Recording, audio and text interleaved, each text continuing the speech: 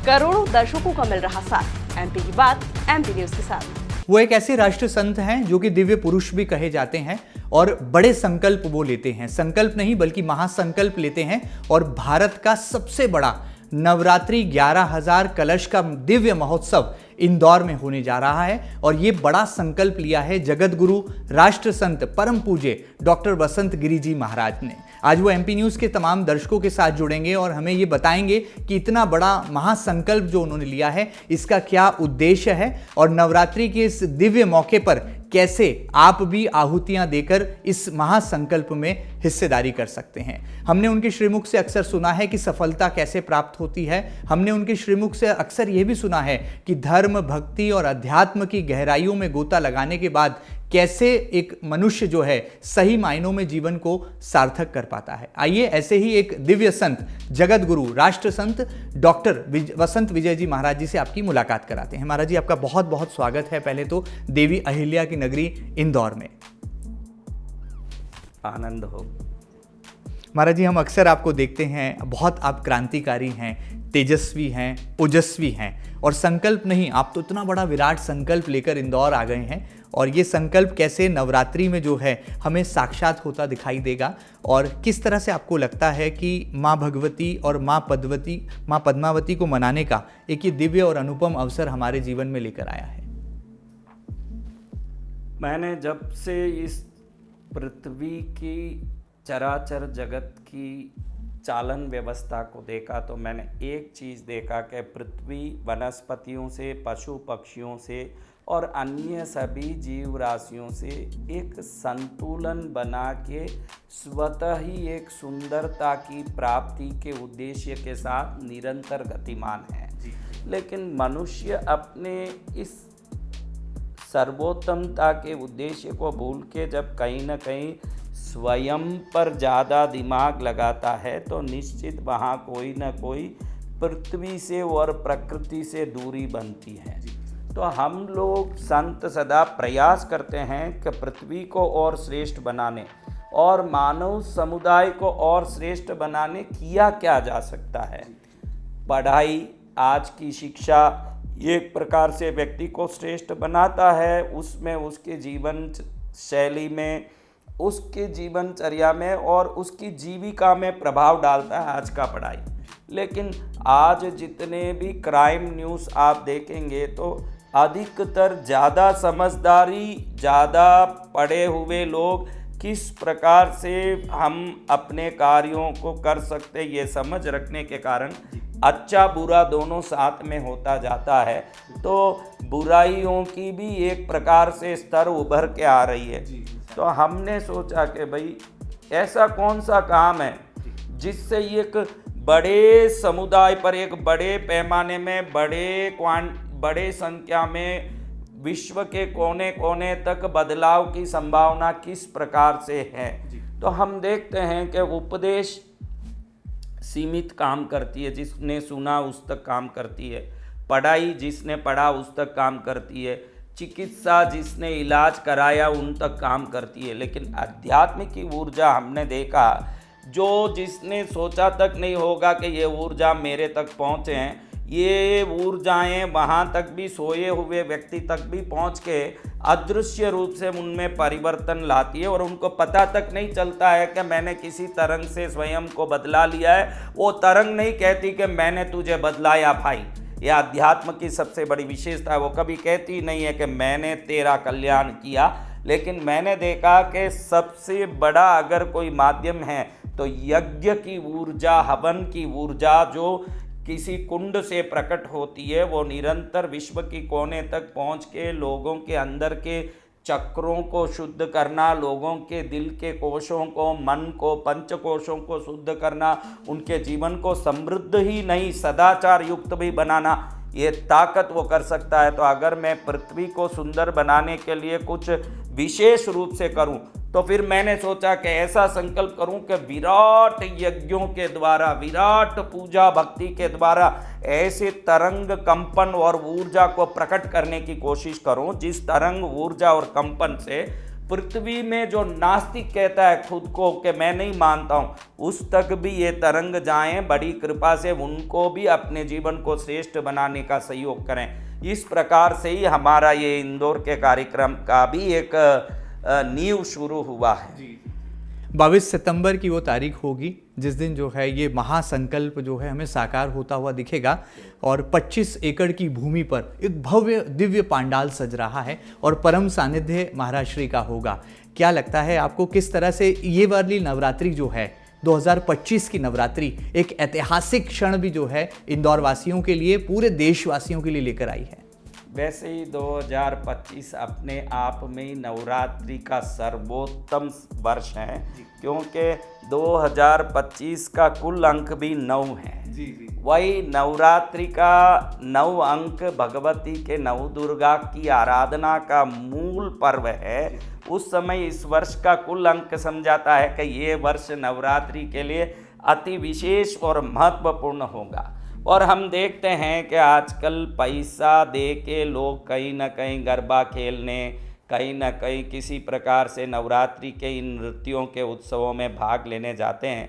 तो हमने देखा कि शास्त्रों में ऐसे कोई नृत्य आदि का कहीं उल्लेख ही नहीं है। इस नवरात्रि के पर्वों में कोई गरबा खेले कि कोई नाचे, ऐसा कोई उल्लेख नहीं है।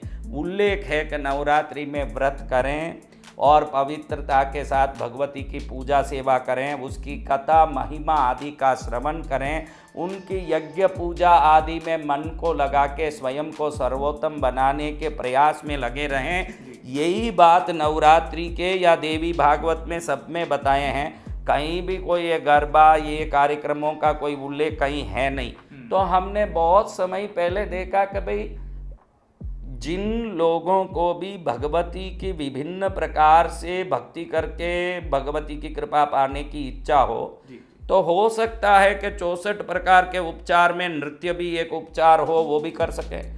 लेकिन यहाँ आप अगर देखने जाएंगे तो एकदम युवाएं, युवतियाँ जो अविवाहित है, जब वो जुड़ के नाच कूद करते हैं तो कहीं ना कहीं मन विकृत होने की संभावना सबसे ज़्यादा, क्योंकि फोकस भगवती की भक्ति पर नहीं रहती, सामने वाले के अंग उपांगों पर रहती है। तो निश्चित वो जो उनकी क्रियाचर्या है उनको किसी प्रकार का शुभ फल देने वाला नहीं होगा। तो हमने देखा कि पृथ्वी को श्रेष्ठ बनाने का अगर हमारा एक प्रयोजन हवन की ओर से हो सकता है, तो वो क्यों नवरात्रि में किया ना जाए। वो तो 2 काम हो जाएगा। जो भटकते युवा युवतियां हैं, इनको हम पवित्रता में लगाने का जो हमारा प्रयास है वो भी सफल हो जाएगा। और ये यज्ञ पूजा के तरंगों से पृथ्वी को हम जब तक जीवित हैं हम देख के जाएं कि हमारे प्रयास, हम जैसे संतों के प्रयास, आध्यात्मिक पुण्यशालियों के प्रयास से ये धरती और श्रेष्ठ हुई है।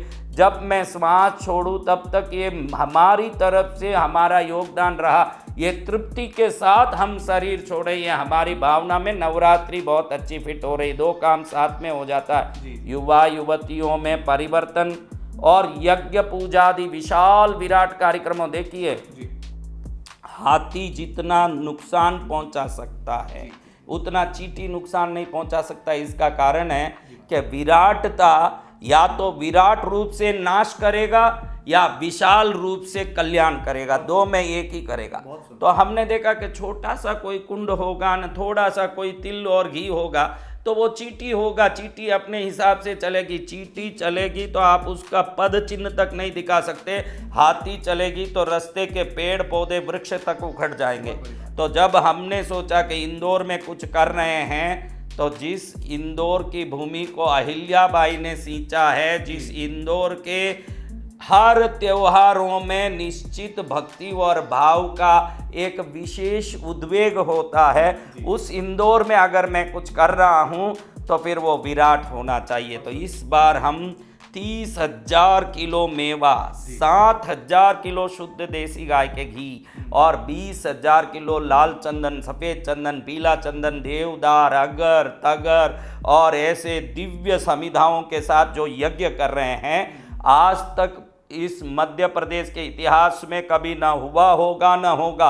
ऐसे दिव्य यज्ञ जिसमें करीब 30,000 किलो मेवे औषधियों का उपयोग होगा, तो उसकी तरंगें जो निकलेगी यहाँ के आसपास के क्षेत्रों को, ये मध्य प्रदेश को पूर्ण रूप से सर्वोत्तम बनाएं, ये भाव से ये यज्ञ हो रहा है। और हमारी इच्छा है कि यहाँ आने वाले हर व्यक्ति भाव भक्ति में डूबे रहें। इसलिए 10:30 बजे से 2 बजे तक 11 दिन, सितंबर 22 तारीख से अक्टूबर 2 तारीख गुरुवार तक 11 दिन तक सुबह 10:30 बजे से 2 बजे तक निरंतर साधना आराधना। जितने लोग आए हैं उनको निःशुल्क रूप से मंत्रों की शक्ति, पूजा की शक्ति, साधना की शक्ति और सबसे बड़ा विश्वास की शक्ति, ये उनको समझाया जाएगा। फिर 3 बजे से 6 बजे तक ये यज्ञ होंगे, जिसमें सुबह में तो हम साधना कराएंगे भक्तों को। उसी समय काशी से आए हुए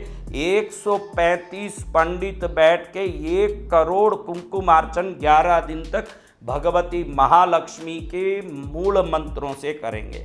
उसी 1 करोड़ कुमकुमार्चन का दशांश के रूप में 10 लाख हवन की आहुतियां माता महालक्ष्मी को समर्पित किया जाएगा। और माता महालक्ष्मी के 11 दिन तक 11,000 कलश, जो इलेक्ट्रोलाइट गोल्ड प्लेटेड है, स्वर्ण मंडित है, ऐसे कलश जिसमें 351 चीज़ें होंगी, उन चीज़ों को सिद्ध किया जाएगा कलश में।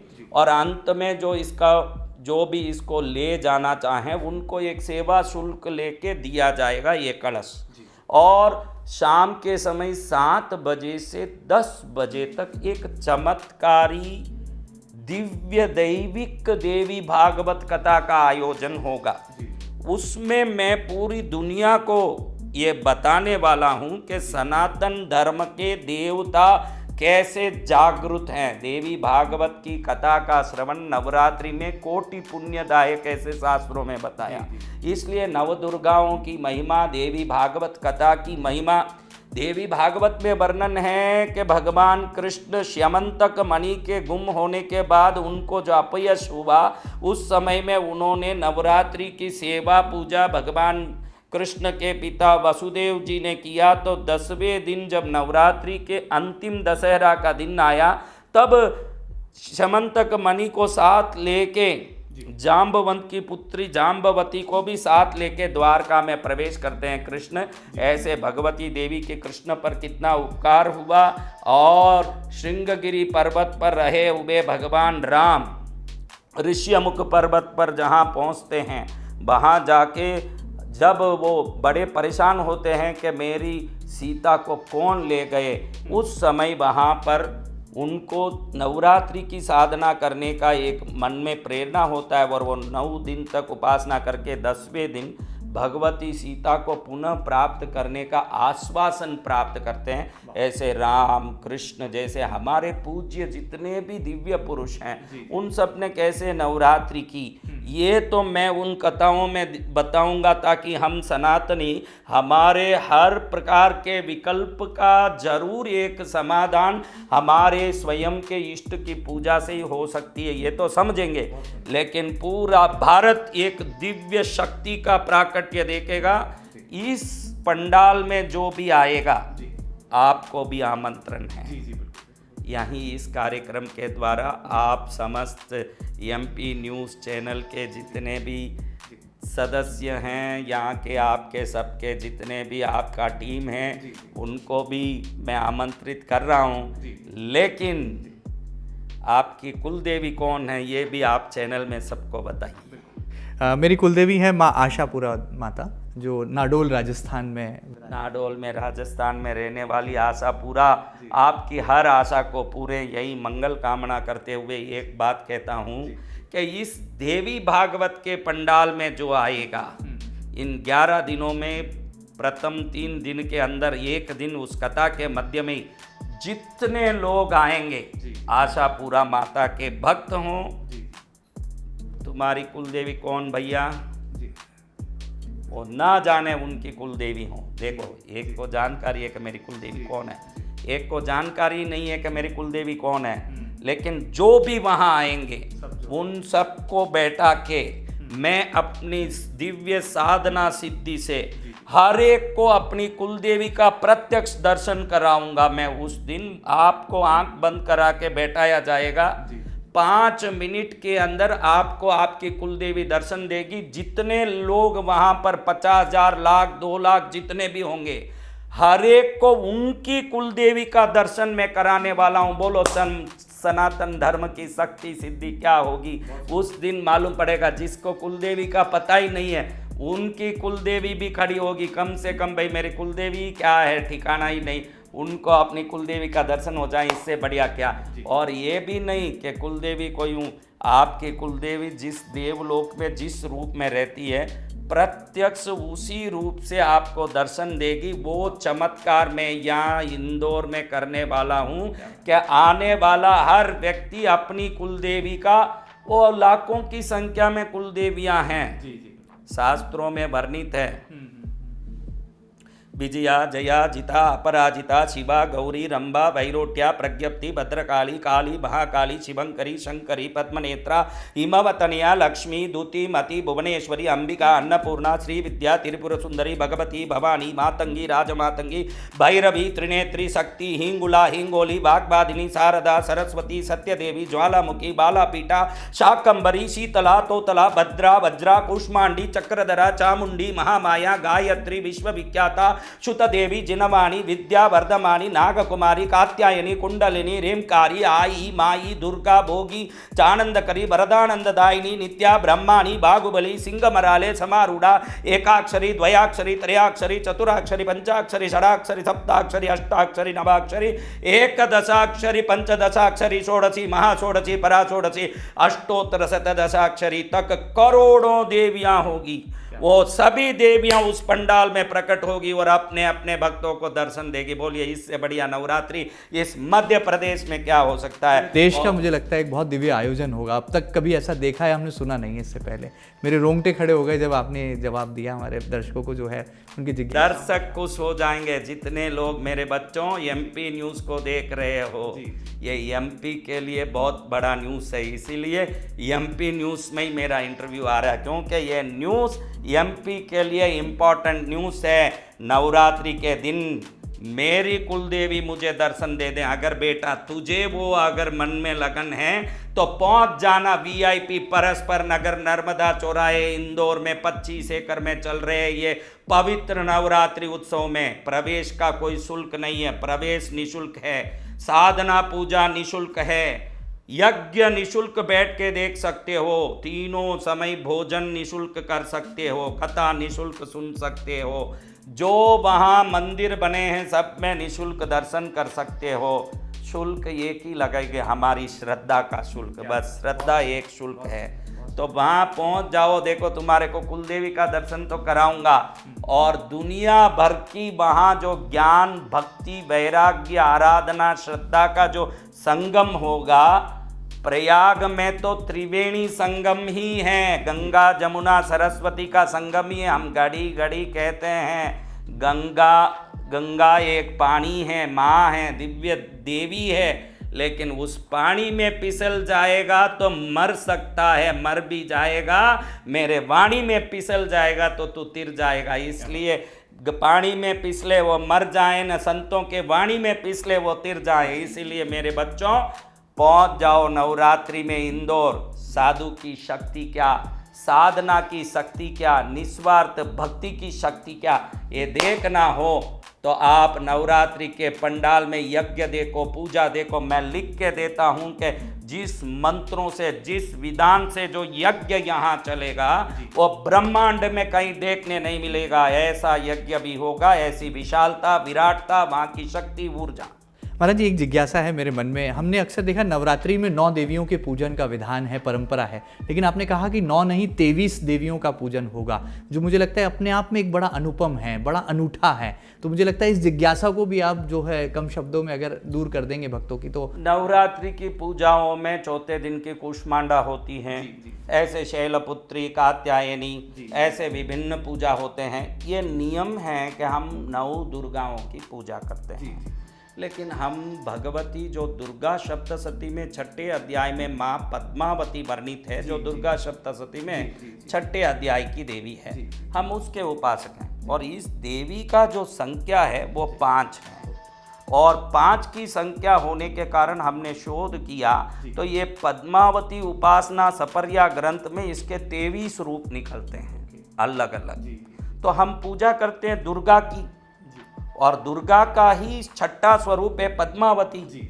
तो हम इस पद्मावती के उपासक होने से इस मूल दुर्गा का जो दिव्य शक्ति है उसको हम 23 रूपों में देख के उस शास्त्रों से शोध करके उन 23 रूपों को यहाँ बैठा रहे हैं, जिन 23 रूपों में निजी रूप से दुर्गा दर्शन देती है।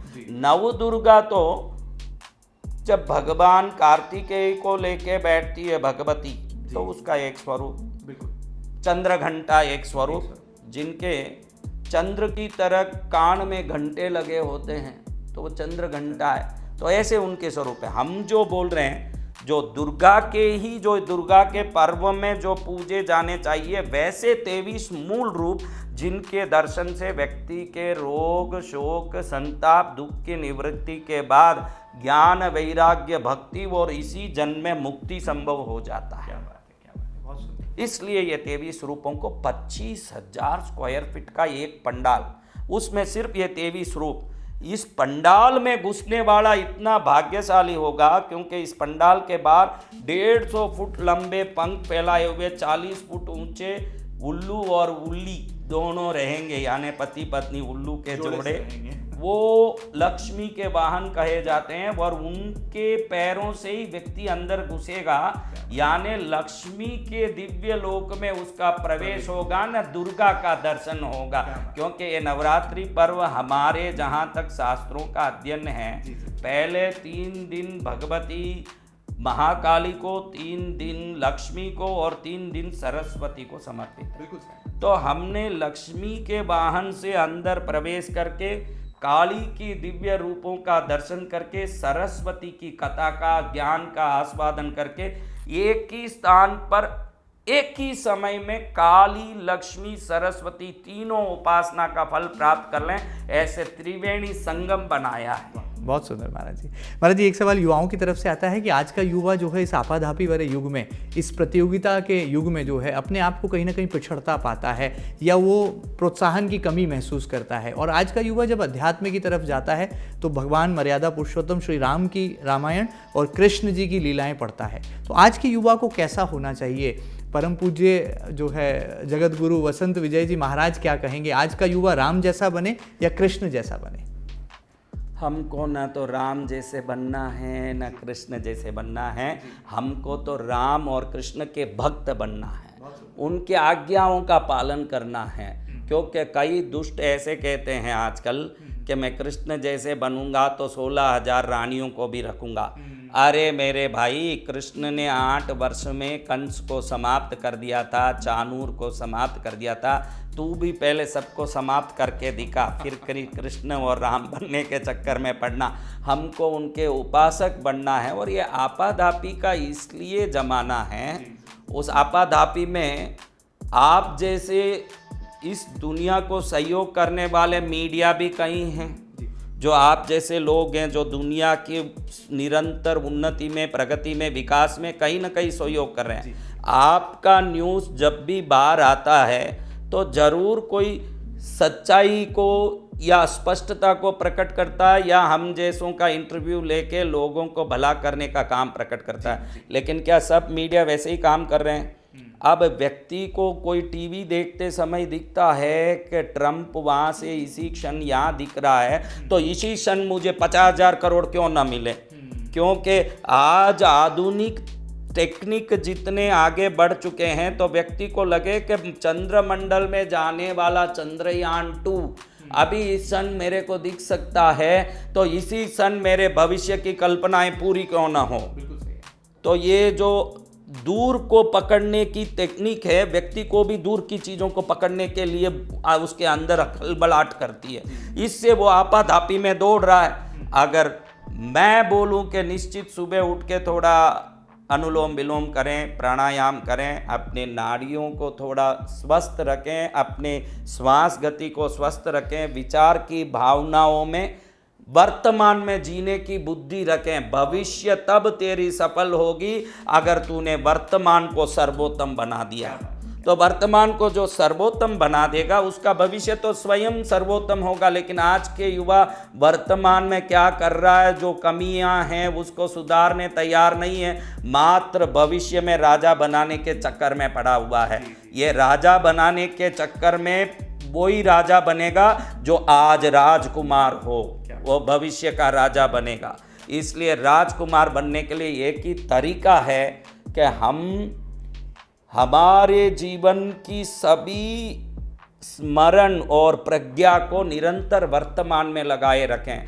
आज मैं करूं जो श्रेष्ठ करूंगा तो कल मेरा जीवन सर्वोत्तम होगा। ये विचार हर युवा को आ गया तो ये जो फालतू में फिरना, घूमना, आलस करना, आप देखिए आज युवाओं में रात में बहुत देरी से सोना, कुछ भी बाहर घूमते फिरते खाना और कभी सुबह उठना, किसी चीज़ की कोई एक प्रकार का समायोजन नहीं होगा तो जीवन श्रेष्ठ नहीं होगा। और फिर दूसरों को देख के हम जलें कि वो इधर पहुंच गया, वो उधर पहुंच गया, मैं कहाँ पहुंच रहा हूं। तो हम सबको अनुरोध करेंगे, हमारे प्यारे बच्चों को, बच्चियों को अनुरोध करेंगे, मेरे बच्चों आप जीवन को एक व्यवस्थित सटीक एक व्यवस्था में ले आइए। वो व्यवस्था जो आपका उठने का, सोने का, बोलने का, सोचने का हर समय और हर व्यवस्था को निर्धारित करता हो। अगर आप स्वयं को सेल्फ कंट्रोल में लाएंगे तो एक दिन पूरी दुनिया होगी आपकी मुट्ठी में। आज के युवाओं का दुश्मन कौन है? क्या ये जो चलायमान यंत्र है, जो मोबाइल जेब में होता है, क्या ये युवाओं का दुश्मन है? आपको लगता है? क्योंकि रील के ज़माने में हम रियल को भूलते जा रहे हैं और रील में खोते जा रहे हैं। महाराष्ट्र के बेबाक बोल क्या होंगे? आपके क्रांतिकारी प्रवचन क्या होंगे इस पर? देखिए, आपकी धर्मपत्नी निश्चित घर में सब्जी, फल सबको चाकू से ही काटती होगी। ऑपरेशन करने वाला डॉक्टर भी स्टेरिलाइज्ड चाकू से ही सर्जरी करता है। मर्डर करने वाला भी उसी चाकू से मर्डर करता है। तो अब आप बोलेंगे कि चाकू ही गलत है, तो वो कहाँ का कोई कारण हो सकता है? चाकू कभी गलत नहीं हो सकता, चाकू के उपयोग गलत हो सकते हैं। मोबाइल गलत नहीं हो सकता, इंटरनेट गलत नहीं हो सकता। अगर गलत होता तो मैं एमपी न्यूज़ को इंटरव्यू देता ही कैसे? कोई गलत चीज़ में घुसता ही कैसे? ये अच्छी चीज़ है, हमको समझ है कि इसमें अच्छाई भी आ सकती है, बुराई भी आ सकती है। चयन आपके हाथ में है। कोई समय आपका जा रहा है तो वो समय आपके लिए पैसा, स्वास्थ्य और रिश्ता ले आए, वैसा वो समय जा रहा होगा तो आपका हर समय फायदाकारी है। अगर आपने समय को बर्बाद किया है तो उसका अर्थ है कि आपको उस समय के पीछे पैसा नहीं आया, स्वास्थ्य नहीं आया और आपको रिश्तों में प्रेम नहीं आया। क्योंकि हम देखते हैं कि 5 घर में लोग बैठे हैं तो पांचों 5 मोबाइल लेके अलग अलग बैठ के अपने काम में लगे हुए हैं। तो बाप कहाँ है न माँ कहाँ है न, क्योंकि उनको पता नहीं है कि ऐसे धीरे धीरे हम में आपसी रिश्तों का जो प्रेम बंध है ये धीरे धीरे समाप्त होना है। मोबाइल गलत हो नहीं सकता। ये मोबाइल हमको फ्रेंच लैंग्वेज सिखा सकता है, इटालियन सिखा सकता है। हम जो नहीं जानते हैं, आप ही देख रहे हैं कि फांसी कैसे खाना, ये भी यही मोबाइल सिखा रहा है। उसमें है वीडियो कि फांसी कैसे डालें, जिसने नहीं जाना वो फांसी इसी को देख के लगा रहा है। तो ये मोबाइल फांसी लगाने से लेके फंसी हुई ज़िंदगी को श्रेष्ठ बनाने तक सब सिखा रहा है ये मोबाइल। तो हमारे हाथ में वो चयन होना चाहिए। मैंने देखा कि मोबाइल में एक ब्लू फिल्टर नाम का एक ऑप्शन है जिसको कोई जानते ही नहीं। जितना मोबाइल खरीदते हैं इनको पता ही नहीं कि इस मोबाइल में एक ऑप्शन है जिसका नाम ब्लू फिल्टर है। क्योंकि रात में 2 बजे तक मोबाइल देखते देखते सोते हैं तो इनके ब्रेन के अंदर बीटा एंडोर्फिन नाम का जो ये हैप्पी एंजाइम है ये अंदर से स्रावित होना ही बंद हो जाता है। अब आपके अंदर हैप्पी एंजाइम ही नहीं होगा तो आप कैसे होंगे? अनहैप्पी होंगे।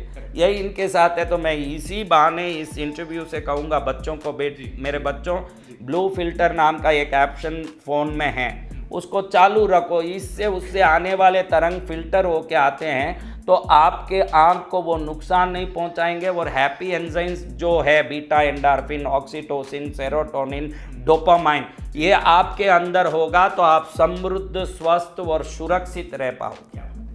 महाराज जी, आपका ज़्यादा समय नहीं लेंगे, लेकिन जब मैं आपके बारे में पढ़ रहा था तो मैं देख रहा था कि कृष्णागिरि तीर्थ और माँ पद्मावती की असीम कृपा आप पर बरसती है और आप ऐसा कहा जाता है कि आपका देवी से साक्षात्कार भी हुआ है, क्या ये राज की बात है? कुछ थोड़ा भक्तों को जो है इस पर भी उनको दिव्य आपकी वाणी सुनने का अवसर मिल जाए। इष्ट की बात हो साधक के लिए, पत्नी की बात हो पति के लिए, धंधे की बात हो व्यापारी के लिए, ये सब गुप्त ही होना चाहिए जहाँ तक मैं समझता हूँ। हमने सुना है आपके बारे में कि मैं वही बता रहा हूँ ना, मैं बताने वाला हूँ, क्योंकि कोई व्यापारी बोले कि मेरा इतना टर्नओवर है तो ये पॉसिबल नहीं है। कोई पति बोले कि मेरी पत्नी से इतना प्यार है। आजकल ये तो अलग बात है कि आजकल जितने भी लोग ट्विटर इंस्टाग्राम में I am with my wife इन कुल्लू मनाली ऐसे डालते भी हैं, लेकिन हम लोग इसको देख के बड़े दुखी होते हैं कि उस कुल्लू मनाली में जो पति पत्नी आपस में जो एक दूसरे से जो प्रेम से घूमना फिरना कर रहे हैं, इसको जब वो पोस्ट करता है तो 40 लोग उसको, 400 लोग उसको, 4000 लोग उसको लाइक करते हैं।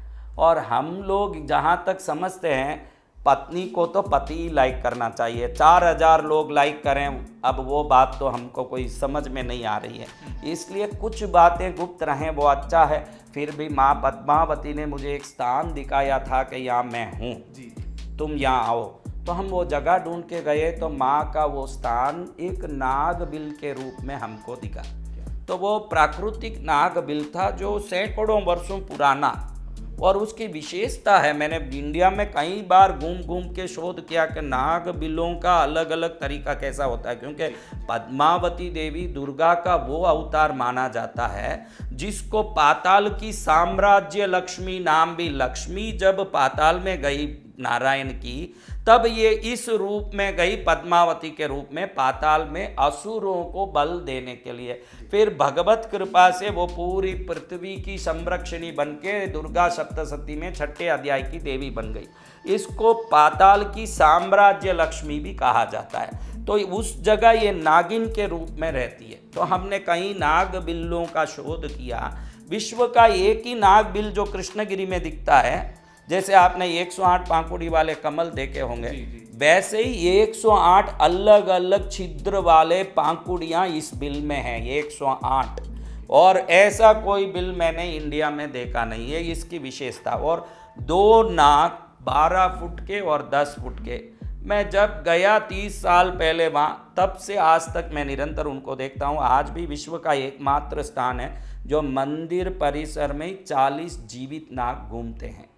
और ये भगवती ने मुझे आदेश दिया था कि तू 240 दिन की मौन साधना कर, फिर तुझे जीवन की योग्यता प्रकट होगी।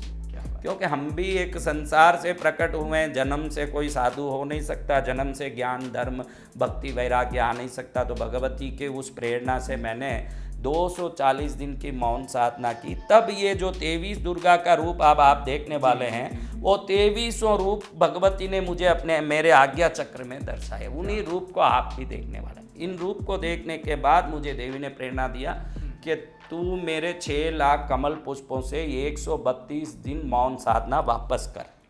तो मैं 120 दिन मौन साधना में 6 लाख कमल चढ़ाया, 12 दिन के मौन साधना में 60,000 आहुति की एकांत में। तब देवी ने कहा तो हिमालय जा, काशी जा, विंध्याचल जा, इन क्षेत्रों में घूम के आएगा तो योग, आत्म ध्यान और मुक्ति की समझ को प्राप्त करेगा। तो मैं हिमालय गया तो महाअवतार बाबा की आज जो क्रिया योग की लीनिएज है वो थोड़ा विकृत हो गया है। वो योग की परंपरा जो वैसी नहीं है जो प्राचीन योग का था, लेकिन मुझे वो प्राचीन योग विद्या प्राप्त हुई जिस योग विद्या से 6 चक्रों का भेदन, कुंडलिनी भेदन, ईड़ा पिंगला नाड़ी में प्राण वायु का संचार और सहस्रार चक्र तक की साधना।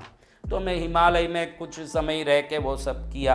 फिर काशी के मसान में, बनारस में, मणिकर्णिका में 7 वर्ष रह के भगवती के आदेश अनुसार भगवती पुत्र बटुक भैरव की साधना की। फिर 7 वर्ष विंध्याचल में रह के मैंने पूरी आराधना साधना की है। कुछ 15-20 वर्ष मैंने ऐसे बिता के फिर ये कृष्णगिरी तीर्थ के भगवती की जो मार्गदर्शन थे, आशीर्वाद थे, प्रेरणा थी, उस हिसाब से ये तीर्थ बनना शुरू हुआ। फिर आज ये तीर्थ लाखों लोगों का ये एक भक्ति का केंद्र है। 365 दिन यहाँ निःशुल्क भोजन मिलता है। यहाँ बढ़िया सा एक बड़ा गौशाला है, वहाँ गायों का पूर्ण रूप से संवर्धन होता है। ऐसे ये तीर्थ 23 एकड़ में आज की तारीख में विश्व के कोई भी दैविक स्थान में जाओगे तो ये स्थान विशिष्ट स्थानों में एक आपको लगेगा। बहुत सुंदर, बहुत सुंदर। आप, मुझे लगता है कि इतनी सुंदर व्याख्या कर देते हैं, उसके बाद मेरा प्रश्न जो है कम पड़ जाते हैं। बहरहाल जाते जाते गुरुजी, किस तरह से आप जो है मध्य प्रदेश वासियों को, देशवासियों को आमंत्रित करेंगे इस दिव्य और भव्य आयोजन के लिए, और कैसे आपको लगता है कि साल 2025 की ये नवरात्रि वाकई में जीवन में कल्याण की एक सूचना लेकर आ रही है, कल्याण सूचक ये मानी जा रही है, और जो इस भव्य पांडाल में आएंगे, जैसा आपने कहा कि उल्लू के समान जो है प्रवेश द्वार है, और उनके चरणों से जो है, श्री चरणों से प्रवेश पाएंगे भक्त, और अंदर जो हैं 23 देवियों के दिव्य दर्शन भी प्राप्त करेंगे, और आपके श्रीमुख से, आपके परम सानिध्य में जो है यज्ञ और हवन में आहुतियाँ भी देंगे। तो कैसे आप इनको जनता से, भक्तों से, अनुयायियों से जोड़ना चाहेंगे? अपने माँ के घर में जाने के लिए किसी को कोई आमंत्रण की जरूरत नहीं है। माँ के घर बेटा जाता है कि मेरा घर है, तो भगवती जगत जननी जिस जगह स्थापित होगी वो हर एक की माँ है। तो मैं कौन होता हूँ आमंत्रित करने वाला? आप सब उस माँ के पुत्र हो। आप खुद वहाँ पहुँचो और आनंद लो उस पवित्रता का। मैं भी आप जैसा उसका बच्चा हूँ, मैं वहाँ आनंद लूँगा। आप भी आनंद लेने के लिए सर्वत्र सादर आमंत्रित हो, और आप सब आइए। एक पवित्र भक्ति कैसे होता है, क्योंकि हम ये सब जगह देखते हैं, कोई एक कैसेट चलने लगता, केसरिया लागे, केसरिया लागे, लड़के लड़की नाचने लगते हैं। क्या केसरिया लगेगा न क्या लगेगा, शौक ही लग सकता है, केसरिया कुछ नहीं लगेगा। केसरिया जब लगेगा जब केसर में हाथ डालोगे। हाँ, कि ये गरबे में हम सुनते हैं, केसरियो रंग मने लाग्यो रे गारबा। केसरिया रंग कब लगेगा? जब केसर में हाथ डालोगे। कीचड़ में हाथ डाल के गीत गाओ कि भाई केसरियो रंग लागो, केसरिया रंग लागा। कीचड़ में हाथ डालने कोई न जाए, सब केसर में हाथ डालने। मैंने ये समस्त कार्यक्रम को निःशुल्क रखा भी इसलिए है, जो असमर्थ हो उससे सामर्थ्यवान तक सब आए, हर आदमी आए कि मुझे भगवती के चरण में नवरात्रि का पवित्र भक्ति करना है। कथाएं सुने, यज्ञ पूजा में बैठे। 25,000 स्क्वायर फीट का यज्ञ पंडाल कभी देखा हो? उसको देखोगे तब समझ पड़ेगा कि चारों तरफ 11,000 कलश सजे होंगे, बाहर हजारों किलो मेवा घी सब सजा के रखा होगा, बीच में हम बैठे होंगे। वो ऊर्जा ही हमारे रोम रोम को रोमांच करवा देगा। और उसके अंदर हम जाएंगे, देवी कथा का अलग ही पंडाल 45,000 स्क्वायर फीट का, दुर्गा का अलग ही पंडाल 25,000 स्क्वायर फीट का, 50-50 फुट ऊंचे ज्योतिर्लिंग के मंदिर, और बच्चों के लिए अलग ही क्रीड़ा स्थल। छोटे बच्चे क्या करेंगे भाई, इस परेशान कर रहे हैं। बच्चे सब खेलने जाओ, बड़े सब भक्ति करने जाओ, करो वो काम जिससे माँ खुश हो। ये डंडे उठा के नाचोगे, ये तुम्हारा दिमाग भगवती तक तो जाएगा ही नहीं, सामने जो नाच रही है उस लड़की के शरीर पर जाएगा। ऐसा काम करके आप कौन सी नवरात्रि को उत्तम बनाने वाले हो? काम ऐसा करियो जो रावण ने किया, शिव तांडव रचा के दुनिया को निहाल कर दिया। ऐसे कुछ काम करो जो शंकर प्रसन्न हो, शक्ति प्रसन्न हो, भगवती प्रसन्न हो, देवता प्रसन्न हो। वो प्रसन्न होंगे आपके पवित्र भाव से।